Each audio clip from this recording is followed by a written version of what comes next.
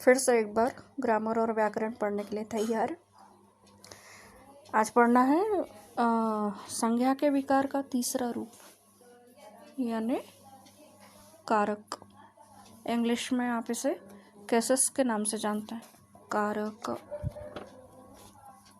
सरल है, आप उसे ध्यान से सुनिए और समझने की कोशिश कीजिए तो वो आपको बहुत अच्छा लगेगा,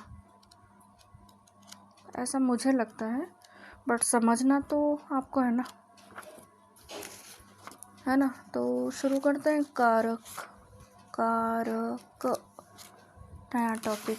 संज्ञा का आखिरी विकार कारक। देखिए जैसे कि इस स्लाइड में दिखाई दे रहा है।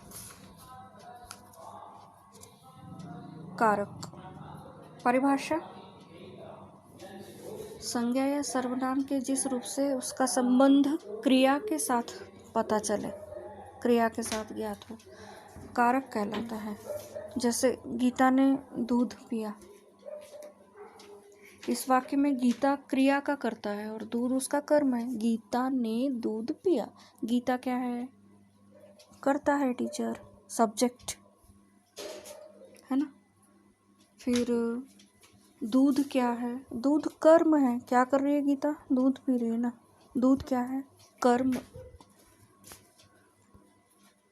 कारक में विभक्ति चिन्ह भी रहते हैं। संज्ञा अथवा सर्वनाम शब्दों के साथ ने, को, से, के लिए जो चिन्ह आते हैं ना, वो विभक्ति चिन्ह कहलाते हैं।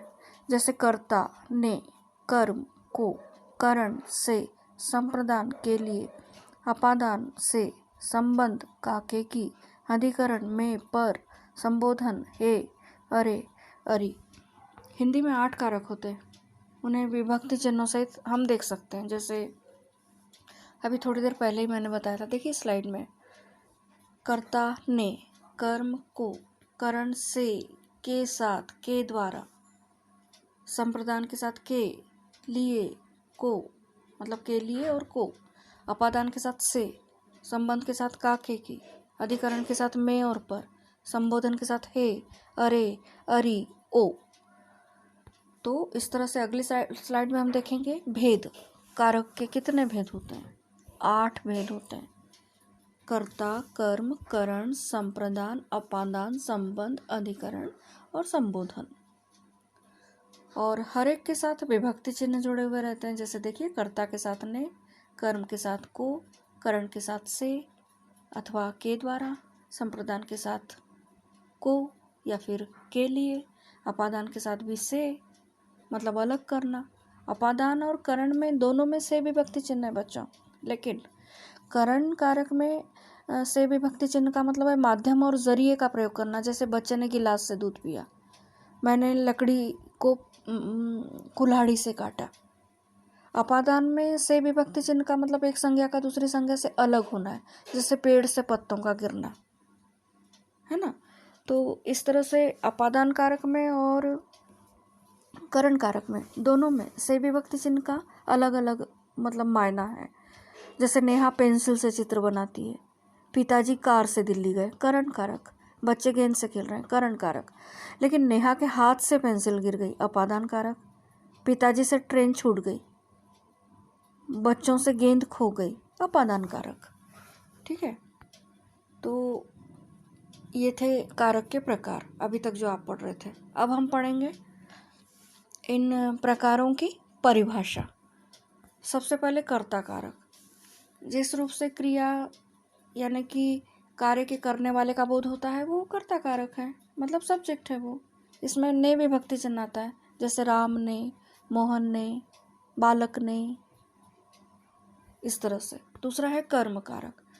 क्रिया के कार्य का क्रिया के कार्य का फल जिस पर पड़ता है, कर्म कारक कहलाता है। और इसका विभक्ति चिन्ह है को। जैसे बालक को, बच्चों को, नेहा को, राजू को, हमेशा कर्म कारक में को विभक्ति चिन्ह का प्रयोग किया जाता है। अगला है करण कारक। संज्ञा आदि शब्दों के जिस रूप से क्रिया के करने के साधन का बोध होता है, करण कारक कहलाता है। अभी थोड़ी देर पहले ही समझाया था, से विभक्ति चिन्ह के द्वारा।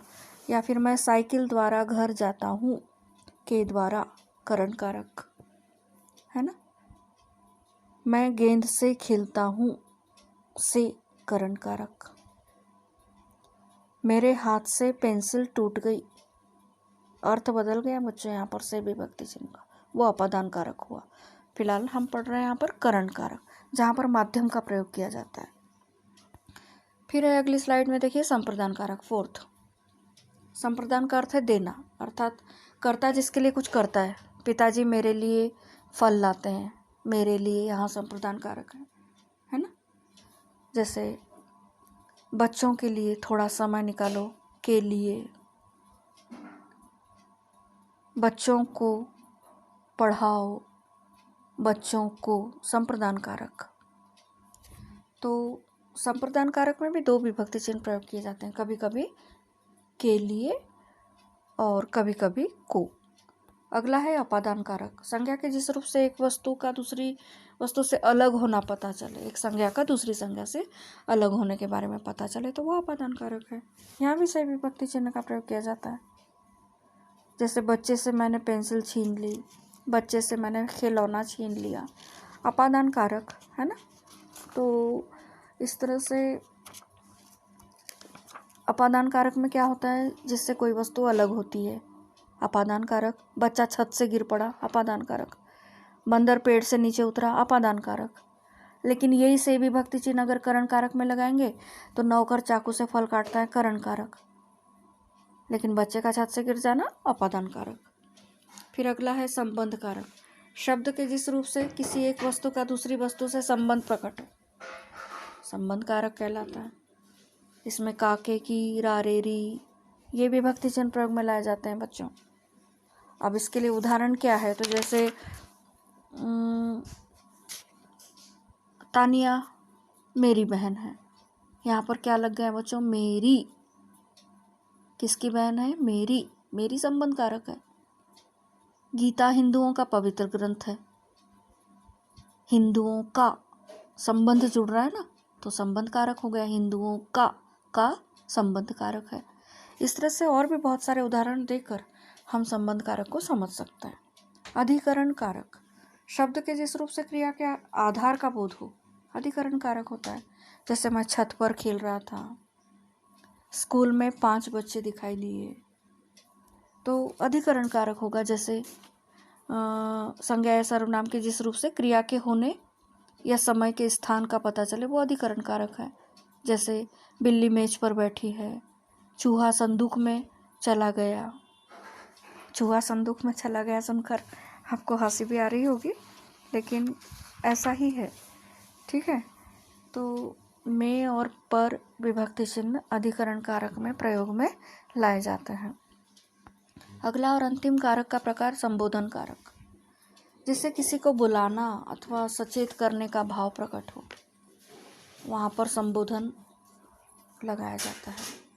अब संबोधन के लिए यहाँ पर किसी भी प्रकार के विभक्ति चिन्ह की बात नहीं की गई है, बट मैं आपको बिल्कुल साफ साफ बता दूं, जिस शब्द से किसी को पुकारने, बुलाने, सावधान करने आदि का भाव प्रकट हो, वो संबोधन कारक है, ठीक है। इसके लिए विभक्ति चिन्ह है हे, अरे, अरी, ओ।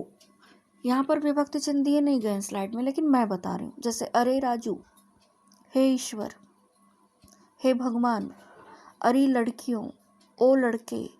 इस तरह से हम इन विभक्ति चिन्हों का प्रयोग संबोधन कारक में कर सकते हैं। अगली स्लाइड में हम देखते हैं कारक के भेद। कर्ता ने, रवि ने मनीष को बुलाया या बचाया। कर्म को, हमने भूखे को खाना खिलाया। करण से, बिना हवाई जहाज से दिल्ली जाएगी या आएगी।